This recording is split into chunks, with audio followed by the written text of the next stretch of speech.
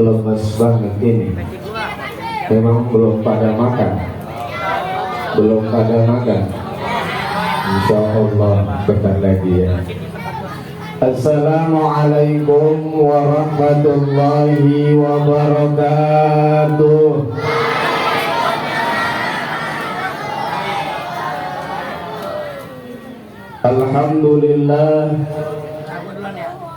Alhamdulillahilladzi ja'alana wa iyyakum min ummati sayyidina Muhammad.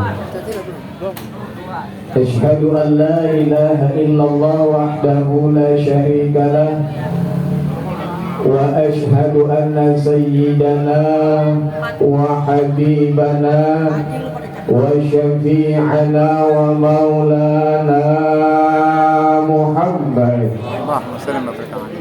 wa ala alihi wa sahbihi wa man tabi'ahu ila yaumil mi'ad.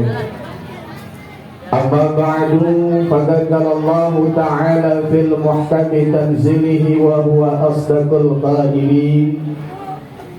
A'udzu billahi minasy syaithanir rajim. Bismillahirrahmanirrahim. Laqad kana lakum fi rasulillahi uswatun hasanah. Wa qala an-nabiy sallallahu alaihi wa alihi wa sallam, zayyinu majalisakum bis-salati alayya fa inna salatakum alayya nurun lakum yawmal qiyamah.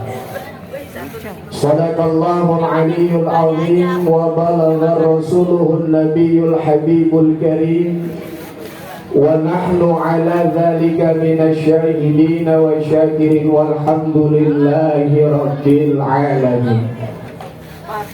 Segenap para alim ulama, para habaib, para kiai, para asatidzah, para pecinta Rasulullah sallallahu alaihi wa alihi wasallam. Wabil khusus yang sama-sama kita hormati Habibun al-Mahbub al-Habib Ridha bin Muhammad bin Husain al-Idrus makanallah biduli hayati.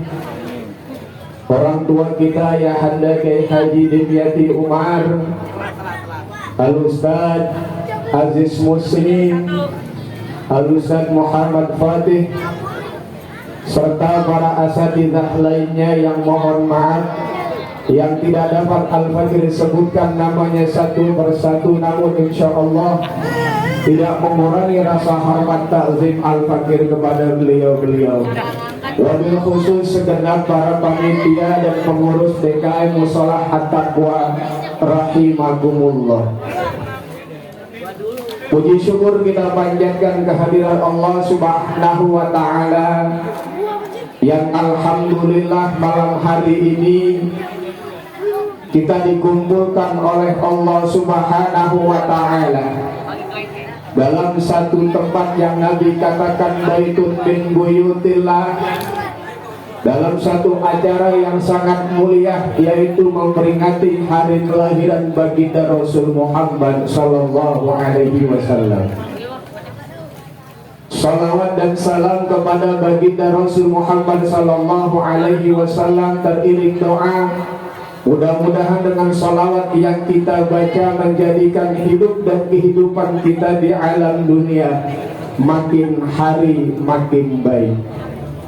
Hadirin jamaah rahimakumullah, mohon maaf sebelumnya, seharusnya saya harus meninggalkan tempat ini karena masih ada undangan maulid lagi di Majelis Taklim Din Jubr. Begitu saya mau angkat pantat, dipanggil sama panitia, suruh ngomong. Ini saya bingung, Bu, mau ngomong apa ini? Sambil menunggu insya Allah 5 menit selesai. Saudara, berbicara Nabi Muhammad sallallahu alaihi wa alihi wasallam, kalau kita mau turutin, kita bicarakan hari ini sampai besok, lusa dan sebagainya tidak akan habis. Sebab apa? Beliau teramat sangat mulia. Al-Habib Ali bin Muhammad bin Husain Al-Habsyi menyatakan dalam kitabnya, sehebat-hebatnya kita wa ala tafannuni wasifihi biwasfihi yabnaz zamanu wa fihi malam yusofi. Bagaimanapun cara kita merangkai tentang keindahan akhlak Nabi Muhammad sallallahu alaihi wasallam, yabnaz zamanu, sampai zaman berakhir, malam yusofi, kita gak bakal mampu menguraikan keindahan akhlak Nabi Muhammad sallallahu alaihi wasallam. Akhlaknya luar biasa, cintanya kepada kita luar biasa. Cinta Nabi Muhammad kepada kita bukan hanya semboyan belaka, bukan hanya pengakuan lewat lisan, tapi cinta Nabi Muhammad kepada kita hingga yaumil qiyamah. Saya teringat satu ketika Al-Habib Ali Al-Habsyi bermimpi Nabi Muhammad sallallahu alaihi wasallam. Dalam mimpinya Habib Ali berkata ke Rasulullah, "Ya Rasulullah, apakah kau bahagia dengan karanganku? Ya Rasulullah, apakah kau bahagia dengan karyaku? Ya Rasulullah, apakah kau bahagia dengan majelis maulidku?" Baginda Rasul dalam mimpinya berkata, "Wahai Ali, sesungguhnya aku bahagia dengan tulisanmu, aku bahagia dengan majelis maulidmu. Hal itu menandakan engkau dan yang lainnya mencintai dariku. Tapi sesungguhnya aku lebih cinta dibanding engkau kalian. Aku lebih cinta dibanding kalian semua. Sebab apa? Cintanya Nabi Muhammad kepada kita bukan hanya semboyan belaka." Kita buktikan bagaimana cinta Nabi Muhammad kepada kita. Satu ketika sejarah mencatat Nabi Muhammad sallallahu alaihi wasallam menjelang sakaratul maut, beliau sakit, badannya panas. Saat-saat kematian sudah tinggal kepada beliau. Allah perintahkan malaikat Jibril, malaikat Mikail, malaikat Israel. Kata Allah, "Ya Jibril, ya Israel, ya Mikail, kau turun ke bumi, sampaikan salam kepada kekasihku Muhammad bahwa saatnya menghadapku telah tiba. Tapi tolong kau, malaikat Israel, ketika kau akan mencabut kekasihku Muhammad, tolong tanya dulu, Muhammad sudah siap atau belum, mau atau tidak." Singkat cerita, ketiga malaikat menunaikan perintah Allah. Yang turun ke bumi malaikat Israel, malaikat Jibril menunggu di langitnya Allah subhanahu wa ta'ala. Malaikat Israel turun ke bumi menyerupai manusia yang sangat mulia, yang sangat tampan luar biasa. Ketika tiba di pintu rumah Nabi Muhammad sallallahu alaihi wasallam, diketuk pintu oleh malaikat Israel. Saat itu di dalam ada Sayyidah Aisyah, Sayyidah Fatimah, dan Ali karamallahu wajhah. Ketika mendapat ketukan pintu dan ucapan salam, Nabi Muhammad mengatakan, "Wahai Fatimah, kau lihat, kau buka pintu, lihat siapa yang datang." Akhirnya Sayyidah Fatimah dengan berat hati mengikuti perintah ayahanda beliau. Ketika dibuka pintu, yang datang tak lain sosok manusia yang tampan luar biasa, tapi manusia tersebut belum pernah dilihat oleh Sayyidah Fatimah.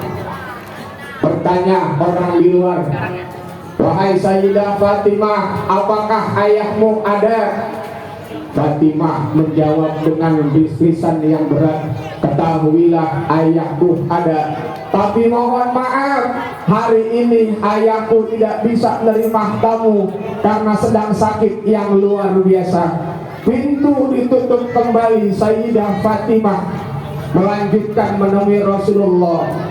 Ditanya oleh Rasulullah, "Ya Fatimah, siapa yang datang Fatimah?